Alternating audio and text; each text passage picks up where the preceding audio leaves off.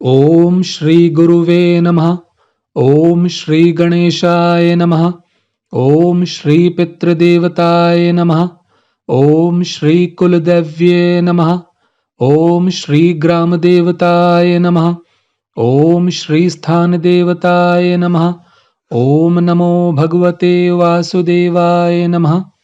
आइए शुरू करते हैं श्रीमद् भागवत गीता जी के 15वें अध्याय का महात्म्य। उत्तर प्रदेश में एक नरसिंह नामक राजा था और सुभग नामक मंत्री था।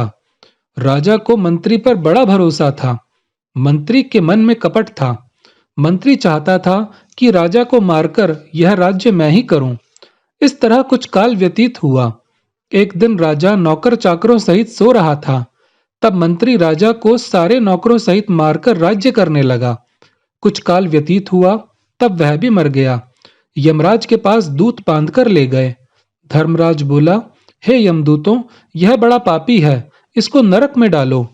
हे लक्ष्मी, इस प्रकार कई नरक भोगकर धर्मराज की आज्ञा से घोड़े की योनि में आया। एक सौदागर ने बहुत से घोड़ों को मोल लिया और वह घोड़ा खरीदकर अपने देश को चला। चलते चलते अपने देश में आया। तब वहां के राजा ने सुना कि अमुक सौदागर बहुत से घोड़े ले आया है। तब राजा ने उसे बुलाया और कई घोड़े खरीदे। उस घोड़े को भी खरीदा। जब उस घोड़े को फेरा, तब राजा को देख उसने सिर फेरा। यह देख राजा बोला, क्या बात है जो घोड़े ने सिर फेरा है? राजा ने पंडित को बुलाकर पूछा कि इस घोड़े ने हमें देखकर सिर क्यों फेरा है, इसका क्या कारण है? पंडित जी ने कहा, हे राजन, इस घोड़े ने तुमको सिर नवाया है। राजा ने कहा, यह बात नहीं। कई दिन पीछे राजा शिकार खेलने को उसी घोड़े पर सवारी करके गया। वह घोड़ा बहुत तेज चलता था।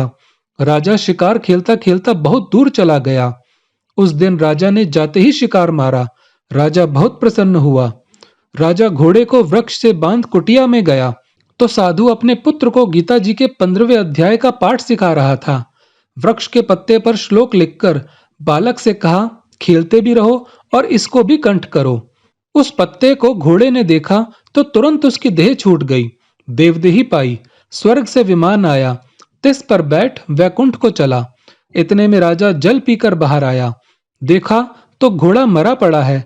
राजा चिंतित होकर बोला, यह घोड़ा किसने मारा है? इसे क्या हुआ? इतने में वह बोला, हे राजन, तेरे घोड़े का चैतन्य मैं हूं। मैंने अब देवदेही पाई है, वैकुंठ को चला हूं। राजा ने पूछा, तुमने कौन सा पुण्य किया है? घोड़ा बोला, यह बात ऋषिश्वर से पूछो। राजा ने मुनीश्वर से पूछा। मुनि बोला, हे राजन, गीता जी का श्लोक लिखा हुआ पत्ता इसके आगे पड़ा है। घोड़े ने यह अक्षर देखे हैं, इस कारण घोड़े की गति भई। श्री नारायण जी बोले, हे लक्ष्मी, यह गीता जी के 15वें अध्याय का महात्म्य मैंने तुमको सुनाया है। बोले श्रीमन नारायण भगवान की जय।